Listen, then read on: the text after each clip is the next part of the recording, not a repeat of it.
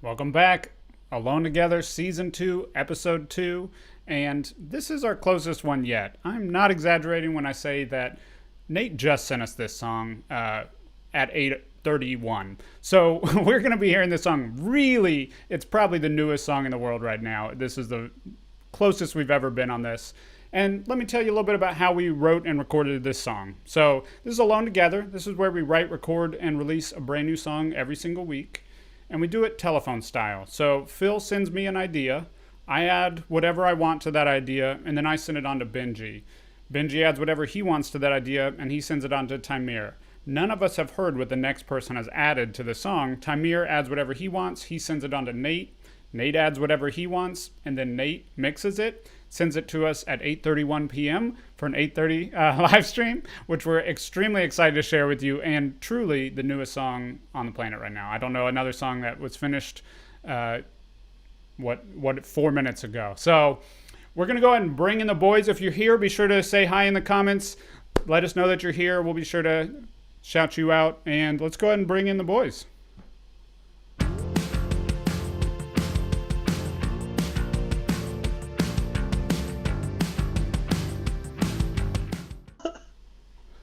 Hi! Hello! Hello, look at Nate. He did it. Wow. This song is fresh. This song is so fresh.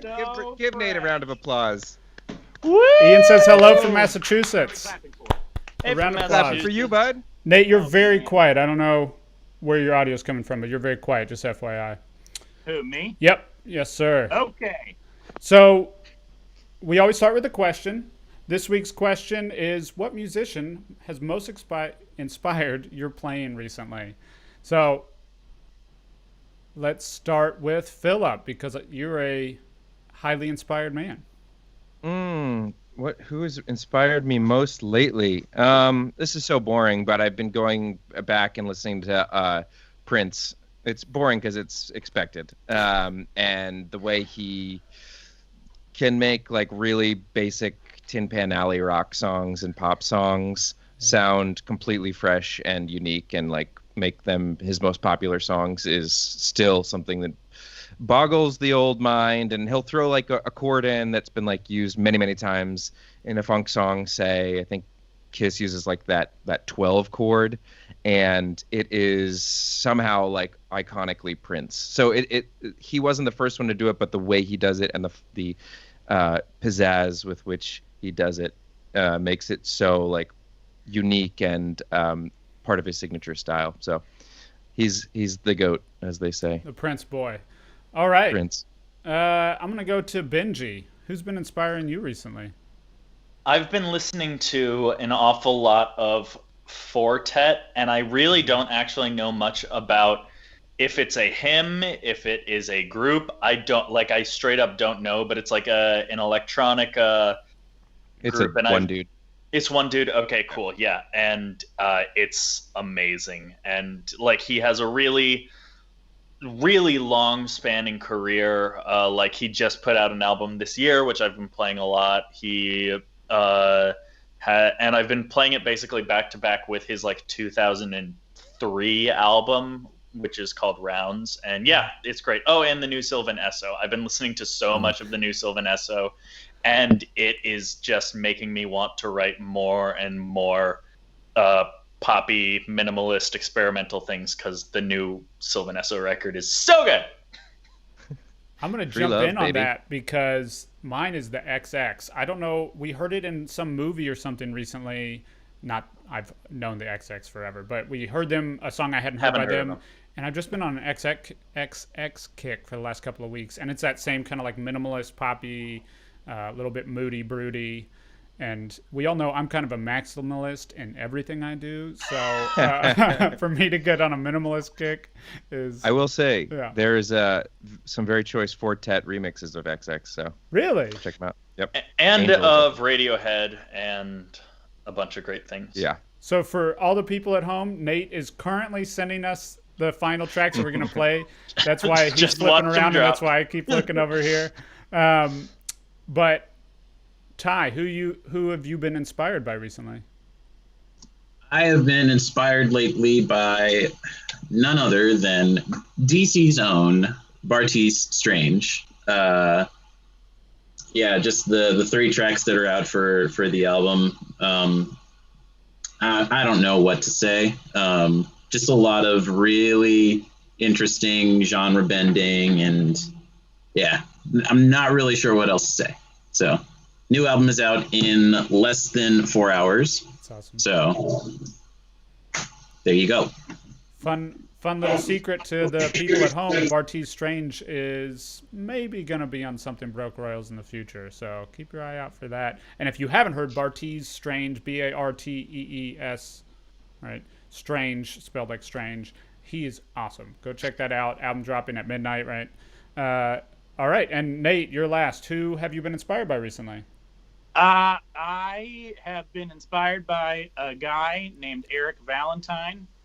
He is a musician. He's a recording engineer. He's a producer. He's a musical know-it-all, for better or worse sometimes. But he's great. Yeah, he's got a bunch of he produced the first Third Eye Blind record. He produced Songs for the Deaf by Queens of the Stone Age. He that's produced, the one. Louder Now by Taking Back Sunday. He produced 2 of the 3 popular Good Charlotte records. He's produced Chris Thiele from Punch Brothers. Oh my Thiele, gosh. I think we could do this for the rest of the live stream, and I'm not exaggerating that. He's produced everybody. Oh my gosh. Literally everybody. Yeah. Can I say one thing about Songs for the Deaf? Yes. I was just listening to it today, and the way he goes between loud and soft is so masterful. It's like, dude, he is like his production brings that album together. I've watched like all the videos of him like talking about how they recorded it, and it's so cool. Yeah. That's very hard to do. If you're at home, let us know what artists you've been listening to recently. And it's actually time for us to go ahead and cue up this song and listen to the brand new song, Fade. And we'll tell you a little bit about how we wrote this song, how Nate mixed this song, how all of this has happened after we do that. So I'm going to give Nate a second to get his headphones on. And everybody get the song queued up, and we're all ready. We're going to go live on the song in 3, 2, 1.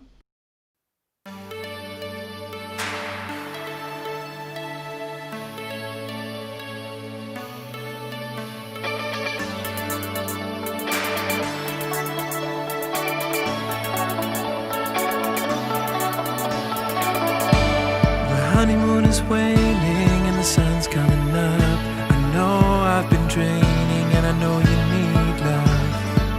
I tried to hide this side of me. You loved my conviction and I loved your fire, but we're lined with rejection. We both got tired. We both got tired. I'm starting to spin and I'm asking questions like, was this dream worth chasing?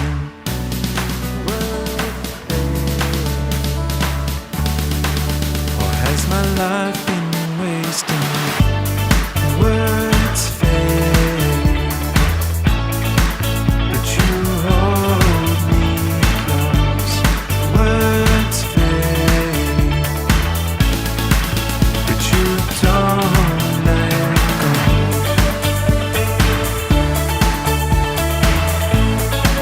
But you don't let go.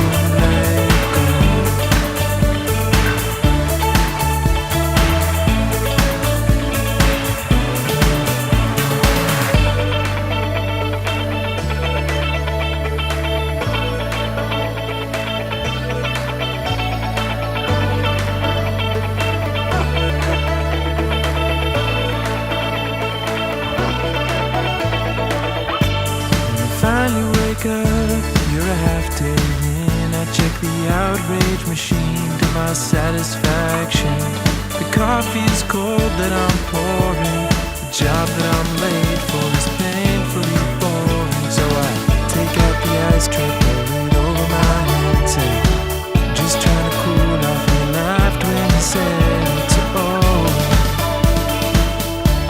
it's okay.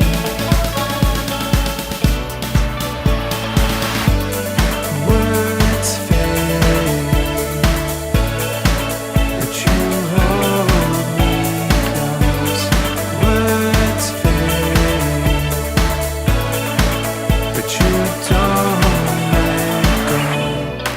it's getting harder to breathe. But you're still there beside me. Words fade, but you hold me close. Words fade, but you don't let go.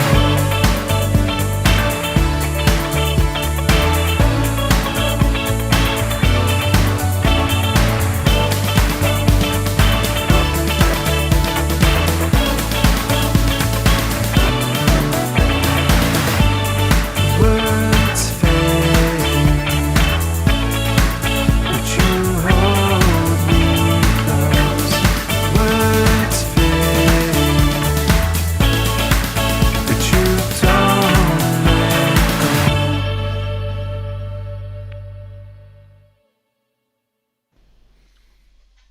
Wow. Toy! I think it's the poppiest thing we've ever done.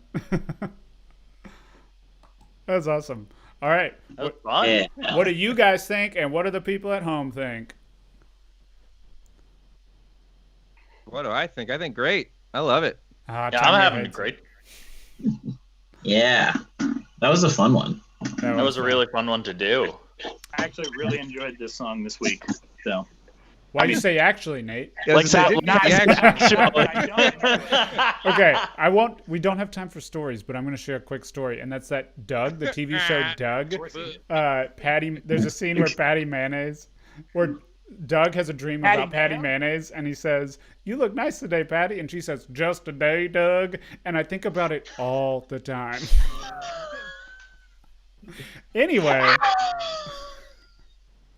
Okay, and on that note, we're going to start going into the process and how we wrote and recorded this song and how the song came about. So I'm going to jump over to Phil, and I'll play his parts in the background just a little bit so he can talk about those as well. All right, Phil, tell us how you wrote this song. This song, I found a new chord. I don't even know the name of it, but it is when you throw a 6 over.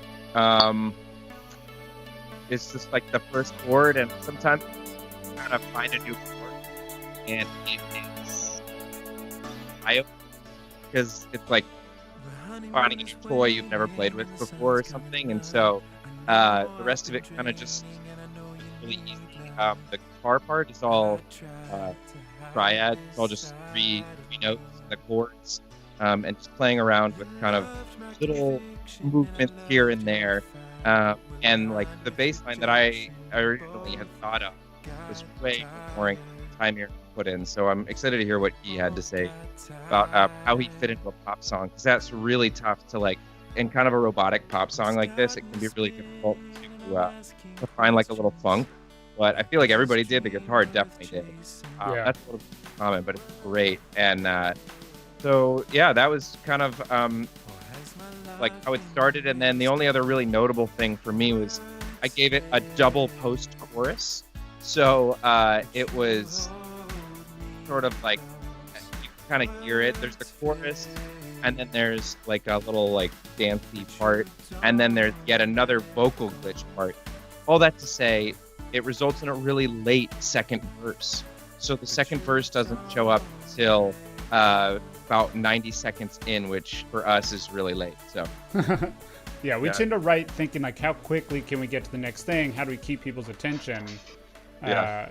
And that you did that, but you took a kind of different approach. It's this part that's playing right now. Actually, there's just like a little extra Yeah. space to let it breathe before we come back into the lyrics and all the and different yeah, parts. about that, it was like the vocal glitch didn't work with the like riff right after the chorus, but I was like, but it's still good. So then I made it its own thing, but then it needed a little bit more, so I gave it kind of a slidey synth part.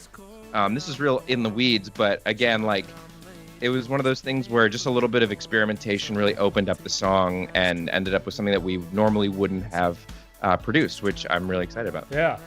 So in a few minutes, we're going to talk about the lyrics of the song. So we're not going to cover any of those yet, but I do have a couple questions about the lyrics in the song because you got some fun ones. So any last notes on the writing and production of the song? No, otherwise, I mean, it's a 4-to-the-floor dance beat. Yeah. Gotta get a few of those in. A lot of what I've been writing this year has been rock driven, but this one I started out as kind of an acoustic one, but I could see the opening for a pop song, and this is way more fun than the sad acoustic version. That's awesome. The sad acoustic version. You know Yeah. what? I'd like for you to do maybe on one of your Facebook pre-live streams. You Yeah. can do the sad acoustic version of Fade. You know what? That was my original idea, and then I thought I will screw that up, but I'll practice and I'll get there by the end of this. That's awesome. Okay, so Phil sent it to me. I had not heard this song. I'm going to go on over to what I added to this song. So I typically play drums. In this song, Phil done a lot of cool production. So as opposed to doing like a full drum part, and I wanted to lean into the popness of it, and I felt like if I added acoustic drums, and let's be honest, I don't know how to play drums soft, so they would have been very hard and really rocking, and I didn't want to take this into that direction. So I just did mostly producing on this song. I took what Phil did, I kind of edited it around a little bit, but for the most part, he had done some really great arrangements on some digital drums. If y'all didn't know this, Phil's really, really good at digital drums. And I took some of that, arranged it around, and then I did a lot of the production-y type things like swells, some bass bombs that are like really low end frequencies that just kind of shake you when it gets to that part in the song.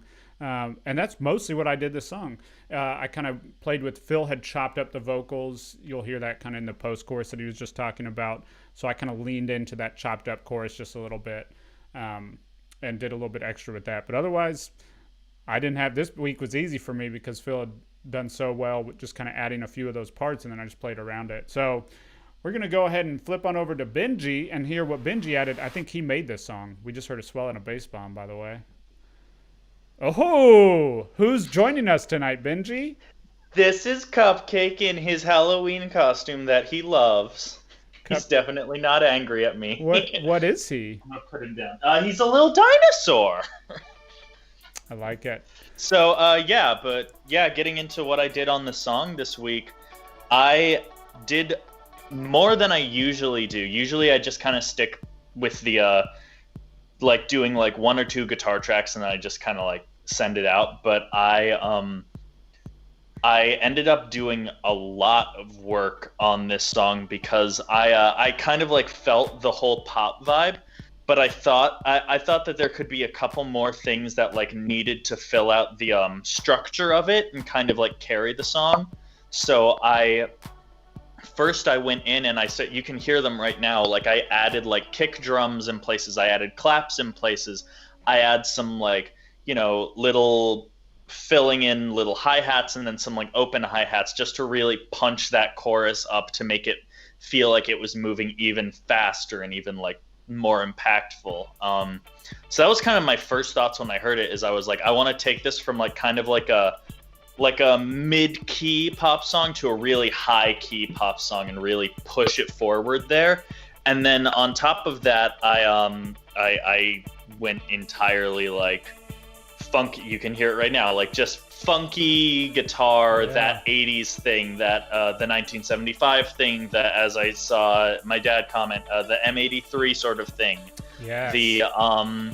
There's one other thing that I was thinking of. It's kind of got like, it's got like the 80s sound to it, just dripping with chorus, super wet, weird sounds, and I had a lot of fun. I did like probably 4 or 5 different guitar tracks, and I could see that Nate like kind of chopped in the best parts of all of them to really make them work together, because that's a lot of guitars to all have going ticka ticka ticka ticka ticka ticka ticka ticka ticka at the same time. He plugged them down a little bit. That's Nate's role, man, and he's a master at it.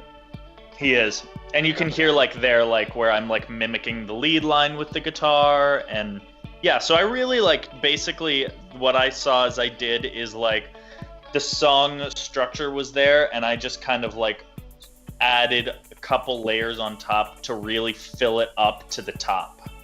So yeah, that's awesome. And Phil just made a really great joke in our comments while you're at it, about how do you know it was me? I'll never confess. What's Nate's favorite salad place? Chopped, Salad place? because he's always chopping the parts around. So it's great.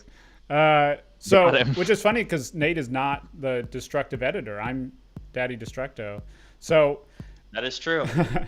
All right, awesome. Yeah, I mean, these guitar parts made the song. It is so cool. It was a lot of Yeah. fun to do. I very much took the chance to lean in, and I pulled out the Strat. I put it in the in-between Yeah. position so it got the funky sound to it. And just like, I think there was literally like no overdrive on my sound at all. It was literally just compressor and chorus and right out. It's So almost kind of like the opposite of what you'd mentioned last week of like this week, part of the inspiration was having the right tool. Like last week you talked about how I don't worry necessarily about tools and I just write the part. But this week it's like part of that inspiration this comes was from what tool very you much use. the opposite. Yeah. Yeah, this is very much the opposite where it's like I heard the song and I immediately went, I need to get this guitar. But it Yeah. was like, it wasn't a thing where it's like I needed to search for the right guitar. It was, this is going to be the right guitar and I have no other option. Sure. All right. Yeah. Well, so we're going to go and bring in Ty. You sent it on to Ty. Ty added some bass parts. I'm excited to hear that in solo. So Ty, tell us about this song For You. Yes, sir. So, I think we think pretty similarly. I think like when it came to this track coming together in the particular style in which it's in, with it being this big, bright pop song, but clearly having these like funky sort of tendencies to it with like Ben's guitar playing, and then I kind of wanted to do that with my bass playing. Really, and that's the only part I added. I didn't feel like I needed to add anything else. I felt like everything else was covered. So just like for the big chorus parts of these songs, I just like dialed in a fairly like a pretty thick sounding kind of fuzz tone. And I hope it was easy to work with for Nate, because I remember recording it and watching just like watching the signal go from just like that and then just like looking like it was really gonna start clipping pretty hard, but it sounded pretty good. So yeah, I got like kind of like Ben said, I just kind of leaned into that, made it kind of bouncy, pretty danceable, I think. So that was really all I felt like I had to do, and I think it worked out pretty well. Yeah, and you have some nice. You're like the king of like the flourishes in between. Thank you. I was pretty proud of it, and also I didn't use a pick either, which was a fun kind of exercise to do. I don't usually do that, so. But it felt like the right kind of thing to do. I wanted that smoother, rounder kind of picking attack as opposed to a regular pick. So Well, I think you nailed it, and we have a request from a viewer for you to use your ASMR voice. So if you don't mind just introducing us, leading us onto Nate with your ASMR voice, and then we'll bring in Nate. Yeah. Oh, let me get really close too. Okay. So I wrapped up recording in roughly an hour, I'd say, and then I sent all the stems over to Nate. So without further ado, let's bring Nate in. Let's bring Cool Dad in. Welcome, Cool Dad. What's up, y'all? Oh man. So I do want to say, Ty, actually, I would say that your bass was the easiest part of this song for me. So Yes. much appreciated. Who was the most difficult? I don't want to talk about it. Was it me? Actually, it was Phil, but we'll get to that. We'll get to that. Okay, so let's after get the to that. Let's go. Just kidding. So this song was fun. I enjoyed it. I had to do all of it in a day. I have had a stressful couple of weeks. But this song was actually not terribly difficult to mix at all. It just became a matter of arranging. And so I ended up, chopping and screwing drum parts all day long. Drum parts and Benji's guitar parts, and Phil's vocals, just trying to make everything. I kind of like whittled. Phil likes to send like 500 vocal tracks, and I kind of like went through all of them and like kind of like made the best take out of all of them, or the best take that I could, and tried to keep the rest for doubles and backing vocals and like light stuff in So the that in background. the music community, that's called comping, and it's where you have multiple takes and then you comp them into one, and it's a huge part of recording. Big time. And we got some great love but- for you, Nate. You killed it. in But the then, comments. I also, there were a lot of drum parts, Mhm. but they never. It seemed like they didn't quite build into this whole into like there was never like a build and like it wasn't a build and then it would kind of like turn into a different drum part. There wouldn't be any like stacking or anything like that. So I ended up moving all sorts of random things around and copy pasting things to other parts to try and like make the percussion that was there, which wasn't a lot. It was there, but it wasn't a ton. Sure. Trying to build it into this like solid, consistent percussion track that like had an ebb and flow. But my actual mix tip for this week has to do with drum replacer plugins or sample replacer plugins. In the DIY rock and roll recording type of circles, drum replacer plugins are kind of frowned upon, and then the pop aspect and in the country aspect, or in the country scenes, like everybody and their mother uses drum replacer. I know my mother drum- does. Mom, if you want to chime in, are you using mom drum too. replacers? Marcy loves Trigger. What can I say? Yeah. So Steven anyway, Slate, what a hunk. there are certain ways you can use drum replacer plugins and like still maintain the integrity of certain performances. And I didn't actually use the drum replacer plugin this week to change any or to like to literally replace any sounds.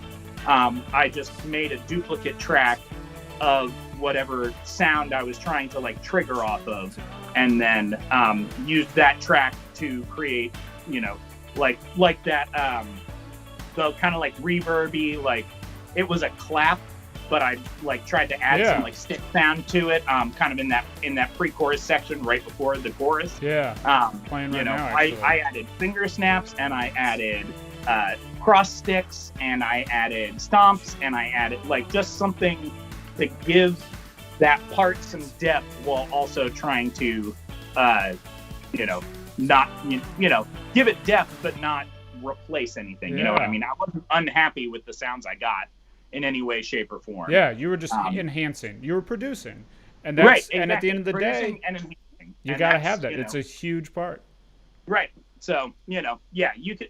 I think a lot of mixers or engineers kind of frown upon the idea of using drum sample replacer plugins or drum replacer plugins, but you can use them in a way that enhances without it's making, not you know what I mean. It's a way It's to not get a new sound into the song to help support the song.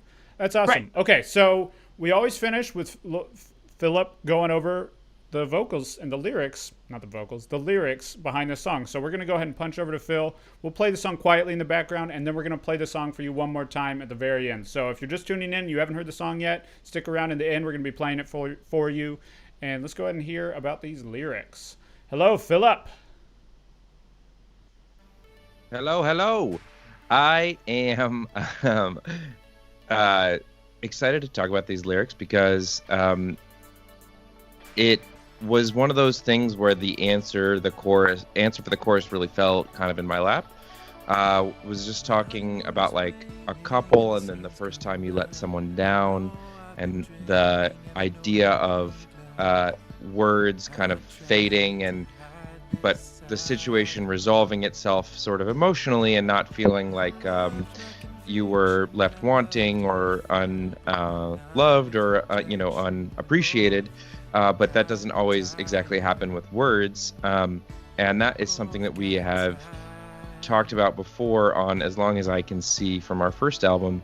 Nonverbal communication, love was a topic there as well, but it was sort of articulated afterwards. I think certainly in that part of my songwriting career, I was just trying to get words down that I felt and really believed in when I could sing, and then afterwards I could articulate what exactly it was. But generally at this point in time, I try to write a little bit of a song or get something started, and I might even ditch that first chunk of what I write. But that helps me identify what I want to talk about and what the underlying message is that I'm really trying to get at. And with this one, I was like, there's like words fade is like kind of what I'm trying to say. And then I just thought, oh, that's perfectly fine. And so, you don't need to say much more when words fade is the point of what you're saying. So I have to ask you about two lyrics. Sure, yeah. The first being the anger machine. I think you're about to say it right now. The outrage machine. He just said it, the song, if you're listening. Yeah. So what's the outrage machine? Is it Twitter? Don't lie. It's just any social media that makes you mad. I mean, no, it's Twitter. Come on, it's 2020. To be honest, there are other platforms that make me much angrier that I just use less. It's Twitter and Facebook. It's all the ones. It's one that we don't use this season. Ooh, shots fired. Not YouTube. So YouTube's great. No, but it's whatever it is to you. But I mean, there's plenty of outrage machines out there. Sure. The machine could be the TV. That's true. There's a lot. Plenty of outrage on the TV. On the tube. So I just thought it was funny to say I checked the outrage machine to my satisfaction, as if it's like going to a well knowing that it's going to be dry, but like going anyways. But we all do it. We can't not. There's something about waking up and you just spend 20 minutes on Instagram or Twitter or Facebook, and you got to work so hard to break that habit. That it's so. Yeah. I don't know. And it just becomes part of your morning. It becomes a part of your morning. It's your routine. Okay. The other one is the ice bucket. You pour the ice bucket over your head. I can 100% see. So if people don't know, Philip loves to run. He goes out and runs all the time. And there's a line in the song about how he dumps an ice bucket over his head. And all I can think is, I think you have definitely done that at some point. So Phil, I'm sure I have. But we talked about this last week with our sort of song in a week session of like first thought, best thought. This is one of those lyrics that if it hadn't been an Alone Together song, I probably would have changed it. But at the same time, I like that I didn't change it. I actually think it's better than whatever else I would have come up with. It's like a cheap, like Andre 3000 pun. Like I pour the icebox over my head just to cool off, like or something. Like it's just a goofy like. It was just meant to be like a goofy pun. I enjoyed it. It was very fun. Yeah, it it's made me fun. laugh. Exactly. Yeah, it's like you can edit that out, but that initial joy of that like silliness is going to get lost if you try to. So it reminds me of Young Tigers. If anybody remembers EP 2, right? That's Young Tigers on it, and that was a classic. Phil's rambly lyric about young tigers just wanting a way home, and we used that in the song, and that became the actual lyric in the song. So if you're a Patreon member, that EP2 is up on Patreon. And so we're going to go ahead and bring all the boys back in, and we're going to say goodbye, farewell until next Thursday at 8:30 p.m. We'll be back with another brand new song for you. Let us know what you think of these night times episodes, and we're going to listen to the song one more time. Oh, I do have one more thought, and that's that I added the least drums. No, Tamir added the least drums. I added the second least drums in this band. Both Phil, Benji, and Nate all added more drums than me, so that's kind of sad. I might have added the most drums, which is hilarious. I'm curious to hear what all Nate added. So, okay. Thank you, everybody. We're going to play the song one more time for you. If you're just tuning in, this is the song Fade. It's our brand new song. We wrote it this week. We heard it for the first time. It was literally finished being mixed 35 minutes ago, and it's coming at you again right now once I actually hit.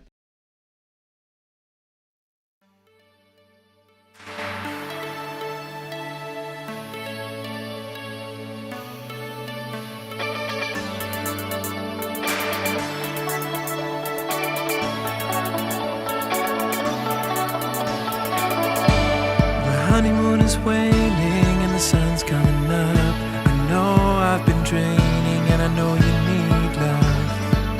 I tried to hide this side of me.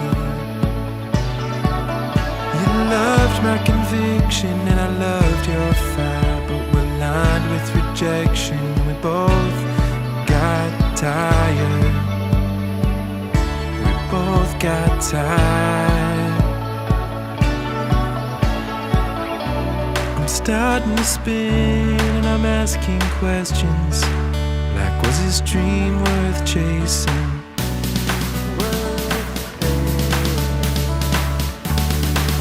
Or has my life been wasting? Words fade, but you hold me close. Words fade, but you don't let go.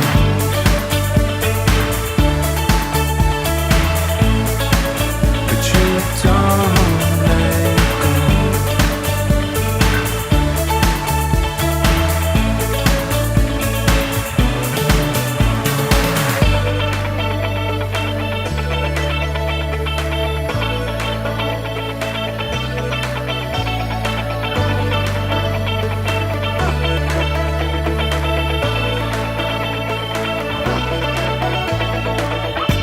When I finally wake up, you're a half day in. I check the outrage machine to my satisfaction. The coffee is cold that I'm pouring. The job that I'm late for is painfully boring. So I take out the ice tray, pour it over my head, say, I'm just trying to cool off. We laughed when you said it's it's okay.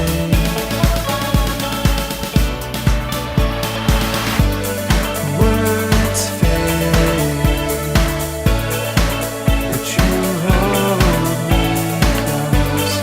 Words fade, but you don't let go. It's getting harder to breathe.